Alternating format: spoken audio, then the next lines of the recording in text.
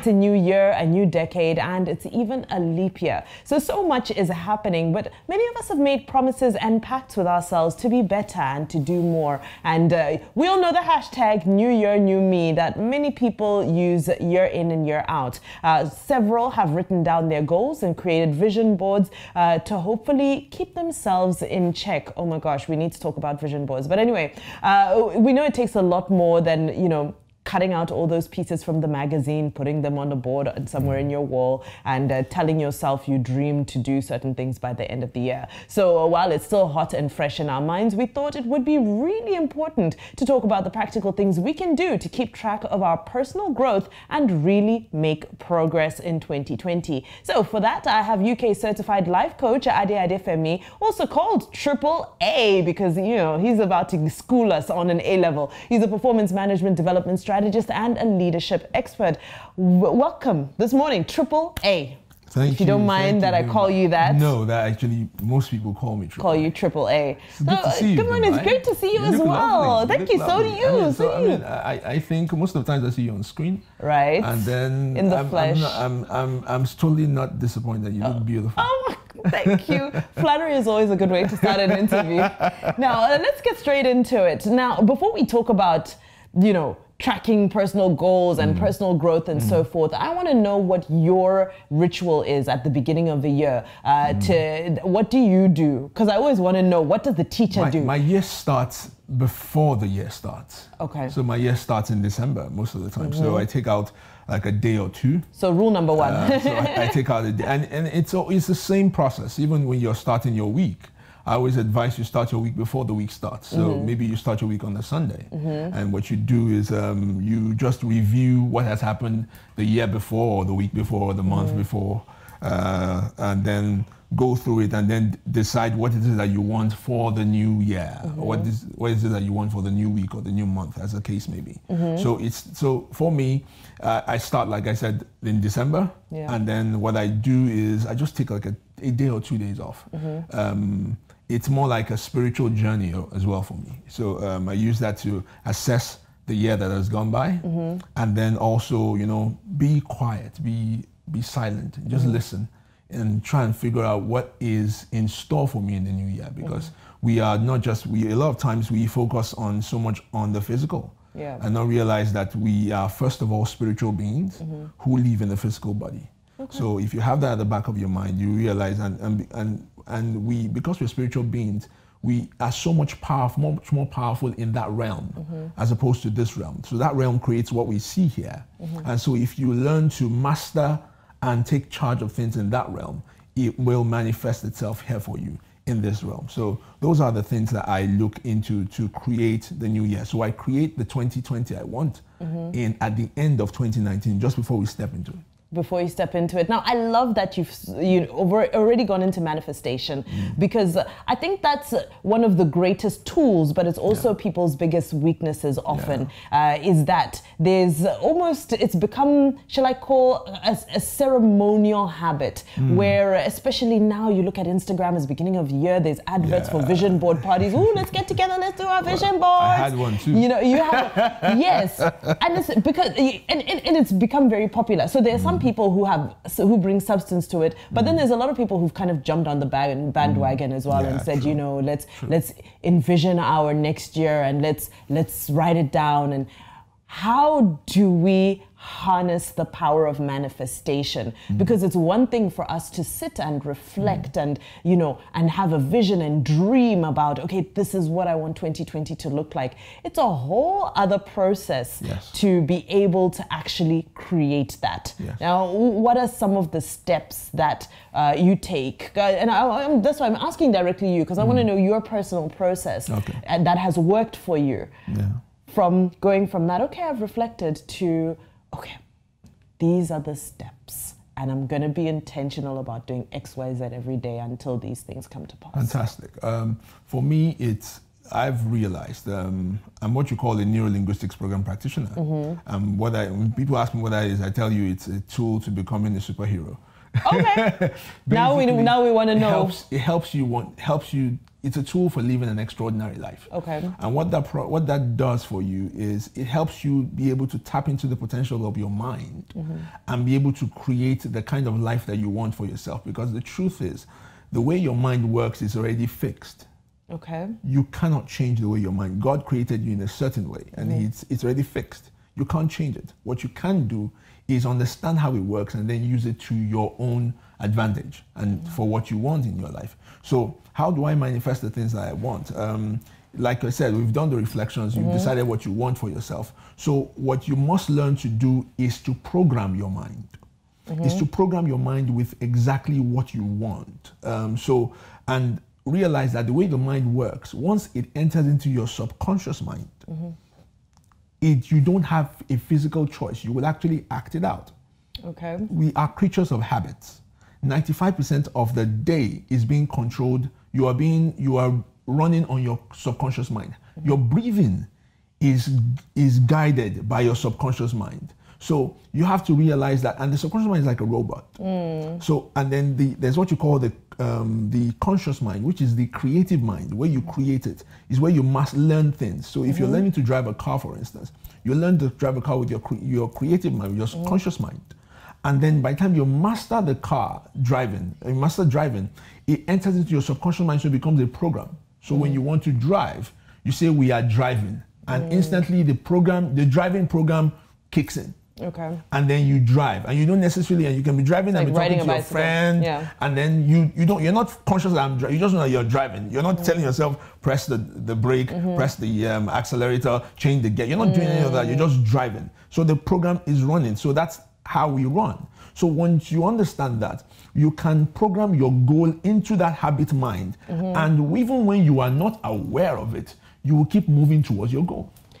So here's the thing. I understand what you're saying, but a lot of people might question this and say, okay, now I've gotten into this program. However, I found that I'm stuck in the same program year in, year out, because I think one of the most common frustrations with people is that I'm living the same year in, year out. It's a routine. I'm not moving forward. And they often say that, they said if you only a mad person feels that if they press the same button every year, if they press the same button repeatedly, at some point they'll get a different outcome. So how is it that, each year, how do you upgrade your program, if I may call it that? Maybe it's not an upgrade you're looking for, but how do you make edits to your program that link to the different things that you want out of life with each passing year?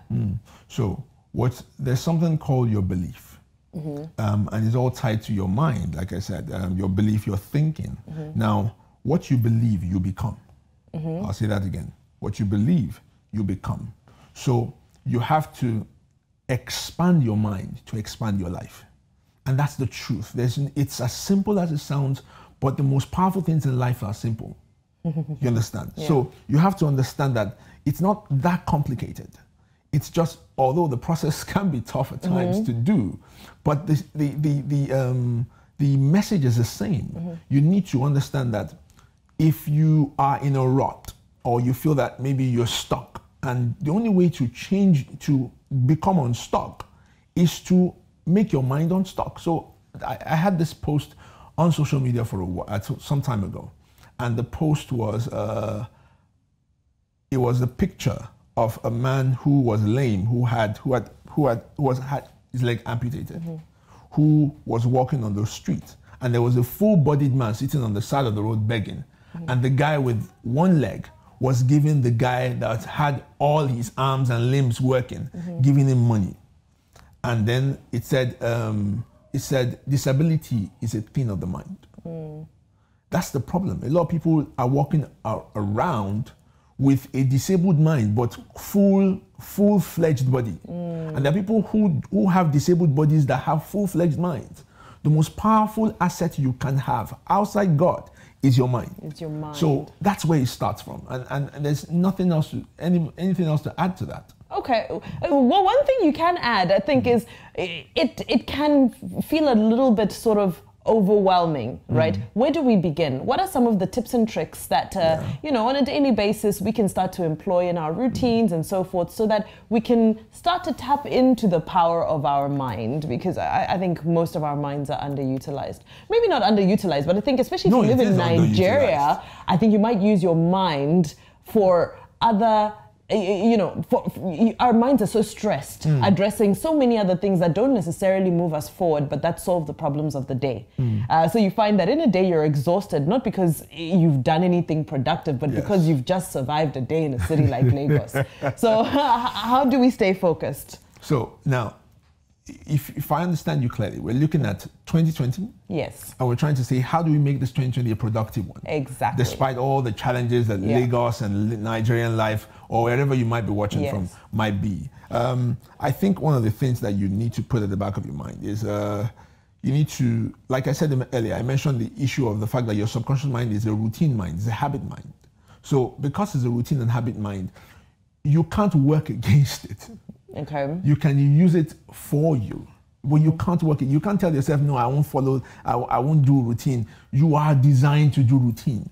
What you want to do is to put the right routine and the right habits in program, so that runs and moves you to what you want to do. That's one. First thing I would say is you need to have a clear vision with what you want for your life. And that's where the vision board thing comes. A lot of people do vision boards. And like you said, most people might not even understand really what they're doing with the vision board. It's just become a fun day to drink wine with your friends. And then just have fun. Yes. Which is good to... Which is fine, It is fine.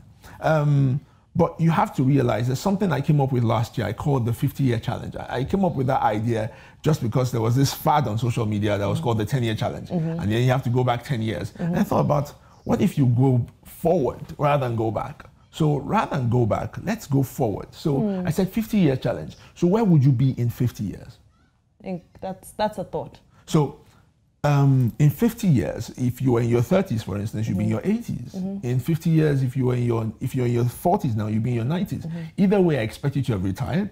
I don't expect you to be working full time anymore. You might just be working just to keep exercising and keep alive and all that and be moving. So in 50 years, you want to be able to write on your birthday in 50 years time. If you write into your diary, what would you be writing that you've accomplished in the last 50 years? That's a very important question. That thing you're writing is your vision. Okay, So to actually create your vision, you must first of all go to the end and then decide what you want at the end, and then backtrack to now and start working towards it. Because you cannot set goals without a clear destination of where those goals are leading you to. Goals are not destinations, goals are vehicles. So they're supposed to drive you to where you're supposed to go in the long run. Okay. So you set goals every year. You can set 5-year goals. You can set long-term goals like 5-year goals and 10-year goals. You can set short-term goals like 1 month and 1 year goals. But they are supposed to lead you towards a destination. Who goes out of their house in the morning and they just keep going? You ask them where they're going. You say, I'm just driving. You should stop them immediately and say, okay, we need to get you to the hospital, a psychiatric hospital, because something is wrong with you. Now, very quickly, before we round up, you know, we're talking about, you speak a lot about writing stuff down, and you know, you talked a lot about sort of planning in the morning and so forth. And I know you have a daily planner that is a tool that's supposed to kind of help us. Let's talk a little bit about it. Is this it? Yes, that's all right. So can you just walk me through it? Smash it. Oh, I love it. I love it. So now what that is it's a daily planner, like you said. It starts with, if you go to the beginning of it, you find that there's something called a wheel of life. Okay. At the beginning. There's something called the wheel of life, just here. All right, okay. Now, what this does for you is help you assess what I call the 14 pivotal areas of the life. So it's your health and well-being, your money and your finance, your career, your relationships, your network, your love life, your family, your spirituality. About 14 of them all together. And these are the pivotal areas of your life. These are the areas of your life that you must, that if they are not working out, your life will, it's not going to, you're not going to feel like you're living a wholesome life. So, okay. So you need, first of all, identify those areas and know how you are doing currently in those areas. Energy, friends, network, self-esteem, exactly. everything. Okay. we'll do that test to know where you are doing, how you're doing in each area, and then look at the areas that you feel that you want to improve on this year. So now I always tell people, when you're setting goals, don't set goals in every area. You will get overwhelmed. There's enough challenges in the world. Let me not just say in the country. We know what's going on around the world. There's enough challenges in the world. Harry and Meghan are adding their own issues to the matter. And so, I mean, they have goals as well to be financially independent. Well, just like most people in Nigeria, they're also going to Canada. So we have more in common with them than we. Yeah, maybe they're Nigerians. I'm telling you. Maybe Meghan is Nigerian by blood somewhere. So the point is, at the end of the day, you need to be able to know which areas you want to focus on. So you need to find your key areas, your focus points for the year. So maybe you want to. Most people, you tell them in Nigeria, if you ask anybody, they say, "I'm on my money and my finance." So I need to work on my money and my finance. Some people tell you my business. So when you pick I would say pick not more than 5 of those areas, 3 to 5 of them. When you pick them, set about 2 to 3 goals in each of them. Okay. And then work towards those goals. And then there's space there for you to do monthly and weekly goals. Yes. This is incredible. People are going to have to head over to your social media. What's your... Yes, so it's at Coach AAA. That's Coach AAA with a single P. Coach AAA. That's where we're going to have to get more of the scoop on the Daily Planner and more from you as well. However, this has been incredibly insightful. Thank you. They don't give us enough time here. They don't give us enough time, but it's okay. Thank goodness. Life doesn't give us enough time. It doesn't, right? But this has been, an incredible conversation. Thank you. It's been a pleasure. I've picked up a lot about sort of getting my mind into the right place. Thank you. We'll be following you on social media. Please, and be looking forward to more from you. On that note, however, this is how we end this conversation on your personal growth, your development, and setting goals, realizing and manifesting your visions for 2020. To watch more videos just like this, make sure you subscribe right here. And of course, check out more videos right here.